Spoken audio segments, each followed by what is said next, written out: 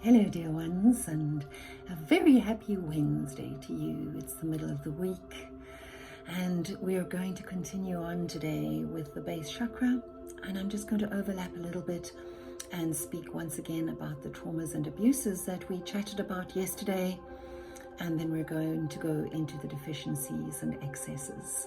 Okay, I wonder if some of those things resonated with you from what we spoke about with regards to the balanced characteristics of your base chakra, and then obviously to look at the traumas and abuses that may or may not have been experienced by yourself in the time from conception all the way until the age of 7. So there could have been some birth trauma, abandonment issues, physical neglect, perhaps a poor physical bonding with the mother, malnourishment, feeding difficulties. There could have been some major illness or even surgery. Physical abuse could have occurred, or perhaps you experienced a very violent environment growing up. And of course, inherited traumas. Now, inherited traumas, parent survival fears, this could have been perhaps even Holocaust survivors, that type of thing, war veterans, or even poverty conditions that your parents experienced and then were taken on by yourselves. Now we're going to look at how do we tell if we have a deficiency or if we have an excess of energy in that particular chakra. Well, if we are deficient in energy, if we don't have enough energy flowing through that, we will have a disconnection from our body. We will be notably underweight. We will also experience fear. We'll be very fearful, anxious, restless, cannot settle. We might even have poor focus and poor discipline. Also, perhaps financial difficulty, poor boundaries, not being able to say no, not being able to separate things and being able to say, this is where I stop. And chronic disorganization. And then when we're looking at the excess, now that is the opposite. That's having too much energy in that particular chakra.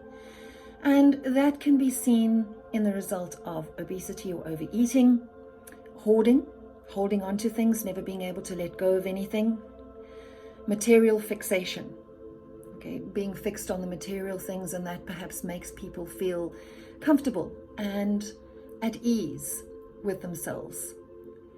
Greed is also a sign of excess energy in the base chakra.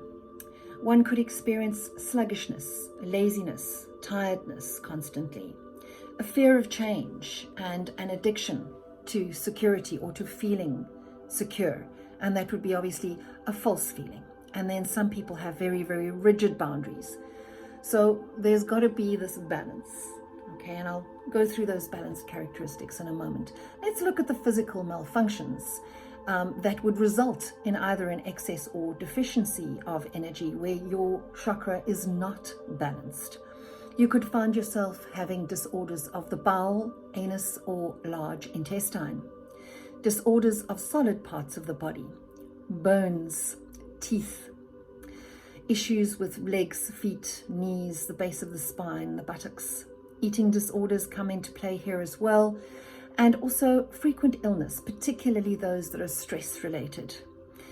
That can be as a result of deficient or of excess energy, and of course allergic reactions.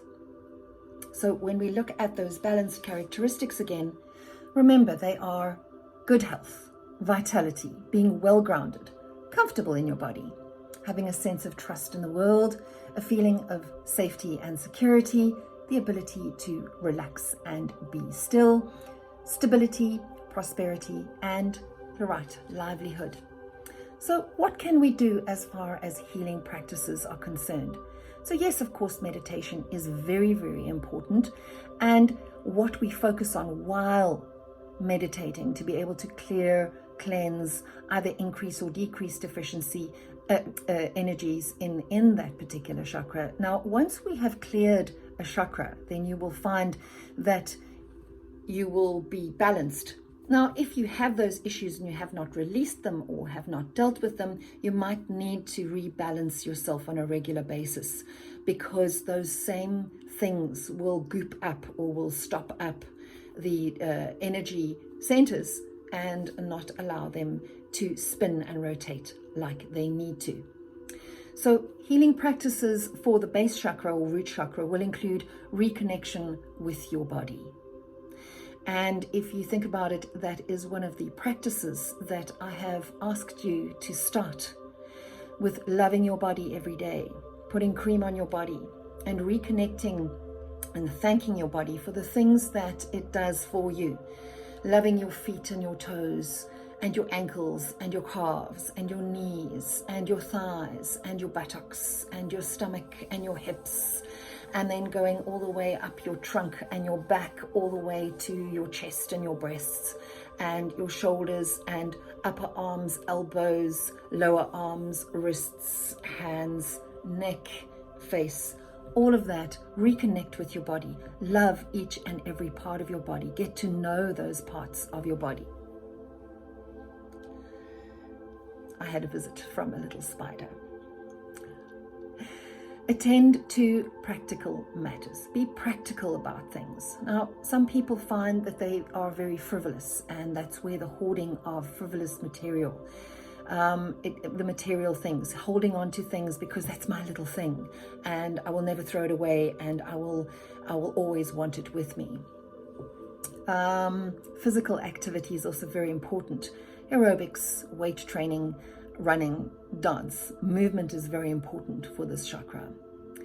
Exercise the sense of touch, massage or reflexology. Now, obviously loving your body and putting cream on your body is exercising that sense of touch as well. And of course, if we're looking at the sense of smell being associated with this chakra, it's important to put something on that smells really good as well, that makes you feel comforted and perhaps makes you feel really, really good about everything.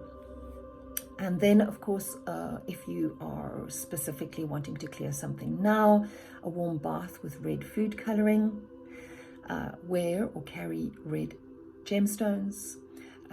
Red underwear is also very good as well, and to wear a lot of red clothing, even if you're doing it, and if you're doing it mindfully, you're knowing that why I'm putting this red thing on is because to contemplate sunrises and sunsets, particularly reddish ones, to listen to stimulating music with deep beat or dance, Latin American music, of course, to use aromatherapy oils from the list that I mentioned yesterday, to do hatha or kundalini yoga, specifically the warrior or the bridge poses, and to look at the earliest childhood relationship to your mother. So a lot of the healing practices will be uncovering those things, thinking about them, and specifically journaling about them as well, to reclaim your right to be here and have, to take a good mineral supplement.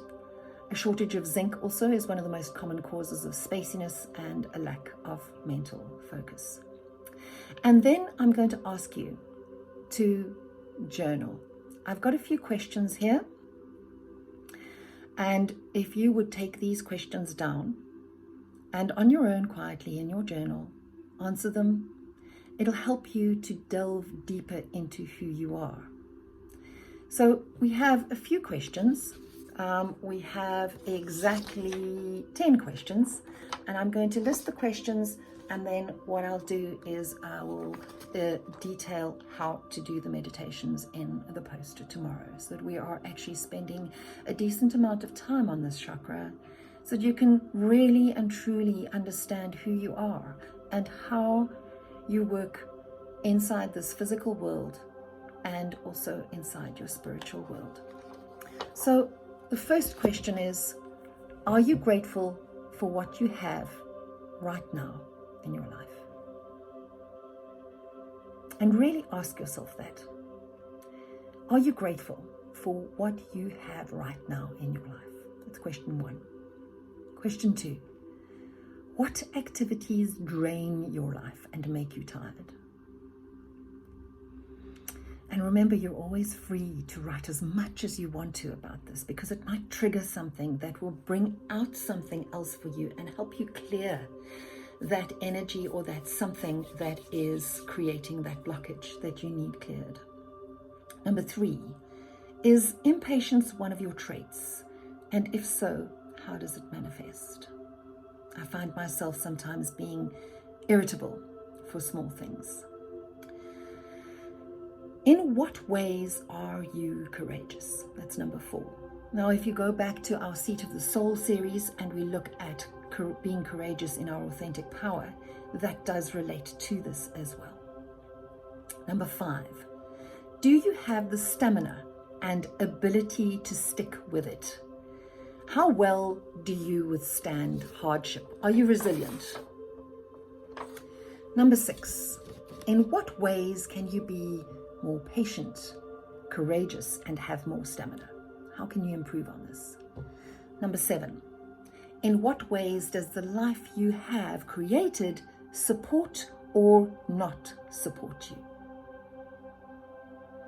Number 8, in what ways can you change your life so that your well-being and stability is better supported?